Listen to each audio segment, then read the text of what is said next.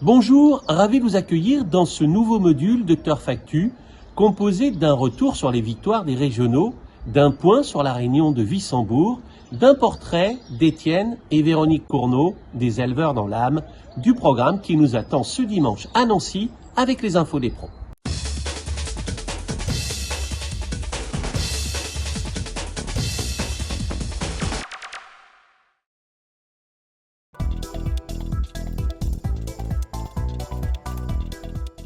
Wissembourg a été fortement mis à l'honneur ces temps derniers.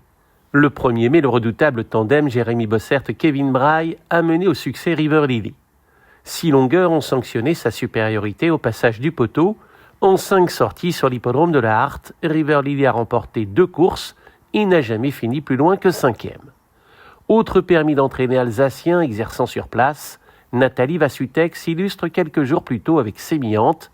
La jument remporte une course à condition sur l'hippodrome de Lyon-Paris. Le même jour, toujours à Lyon, la propriétaire Claudine Weiss s'impose avec Kenzal. Au trot, le sympathique Johan Gérard, caviste à Nancy, voit sa casaque triompher pour la première fois dans le sud-ouest. Girella du Loisir, sa pensionnaire, lui offre des sensations qu'il attendait depuis de nombreux mois.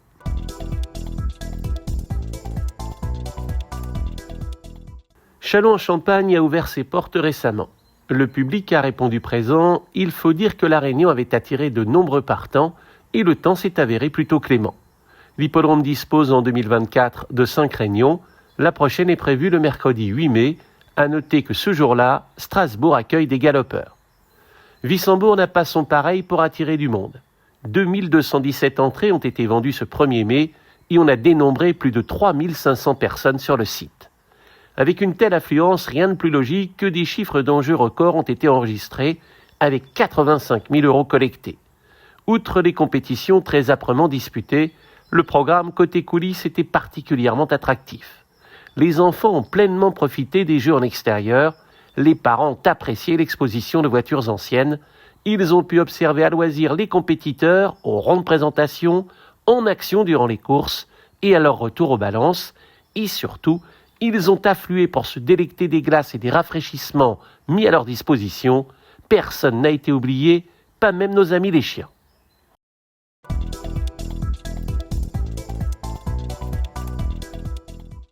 Étienne Cournot cultive depuis bien longtemps l'amour de l'élevage et des équidés.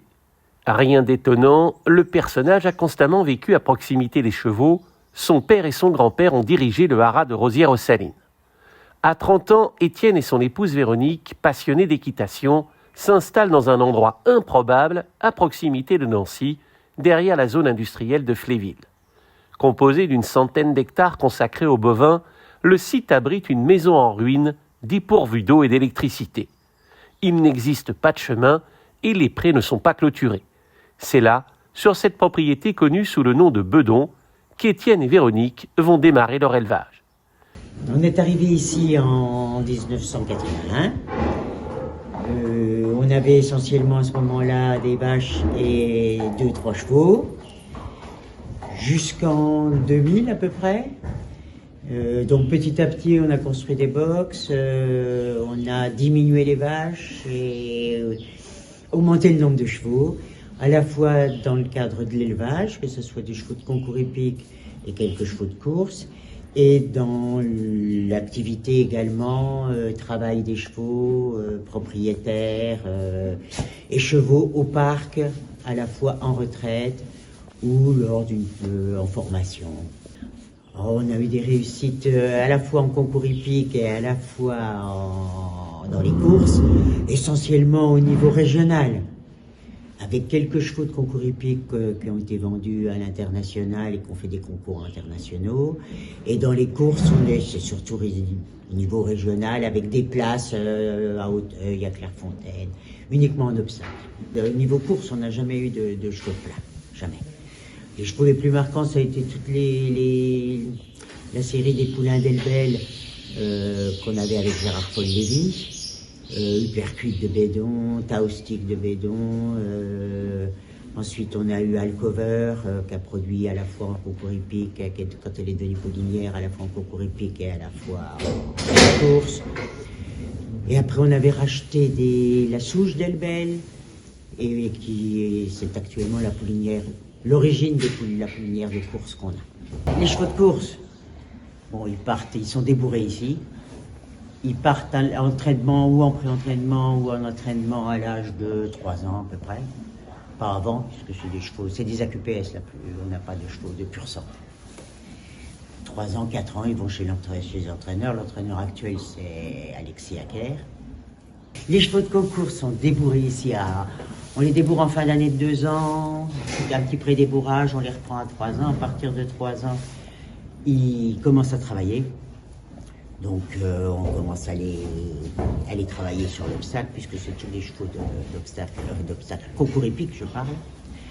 Et après, à 4 ans, on commence à les sortir en concours pour les valoriser. Et le but, c'est la vente. Au fil des ans, Étienne et Véronique ont sillonné les concours pour valoriser leur élevage en conservant les meilleures souches, une activité difficile, consommatrice de temps, mais leur savoir-faire leur a apporté des joies intenses. En retraite désormais, Étienne conserve un lien étroit avec les équidés, mais celle qui le fait le plus vibrer à l'heure actuelle est sa jument de crosse Gazé le Bedon, née à la ferme et qu'il a vu triompher à Nancy le 10 mars. Heureusement qu'il n'y avait pas du mètre de plus parce qu'elle était deuxième. C'est l'autre revenait fort. Hein. Il a gagné 3 crosses déjà, je suis le deuxième. Heureusement que le jockey avait fait un trou parce que il revenait fort. Hein. 6 semaines plus tard, en vacances en Corse, l'homme a cédé sa place à son épouse à Strasbourg pour une étape du Grand Cross qu'il a suivie sur Equidia. Sa pensionnaire a fini 3e. Je dois dire que si on avait été 4-5, on était content. Et le 3e, donc on est encore plus content. Comment vous avez vécu la course? Parce que Méline d'en face, elle va tellement facilement qu'on se dit tiens... Oui, mais on sait qu'elle ne termine pas toujours très bien et qu'il y en a qui vont venir finir plus vite. Malheureusement pour nous. Et c'est ce qui s'est passé. Mais bon, elle n'est pas loin, elle aurait pu faillir être 2e. L'autre s'est glissé un petit peu, et puis voilà, il lui a pris une encolure ou une tête, ou même pas une longueur. Et voilà. Mais bon, on était très contents qu'elle soit 3e.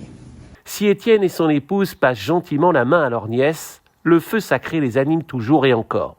Le cheval fait partie intégrante de leur vie et la flamme ne semble pas prête à s'éteindre.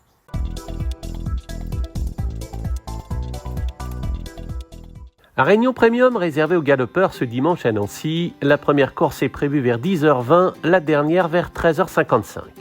Le terrain est annoncé très souple et des pluies sont attendues. Les courses d'obstacles en début de programme sont difficiles à déchiffrer. Marcel Roland m'a paru confiant avec Espoir Royal. Il pense que le terrain moins lourd que lors de ses dernières sorties devrait lui convenir parfaitement. Mathieu Boutin vient de signer plusieurs succès ces temps derniers. Il présente 2 chevaux qui devraient batailler pour les accessibles. Dans les handicaps, Agostino Coelho présente Well de Vinci. La jument ne peut rêver meilleur engagement. Elle a très bien travaillé, gare à elle. Dominique Limousi, quant à lui, n'a pas été heureux avec Momour en dernier lieu. Il serait très déçu si son pensionnaire ne luttait pas activement pour les premières places. Plus d'infos sur l'hippodrome et sur les réseaux sociaux.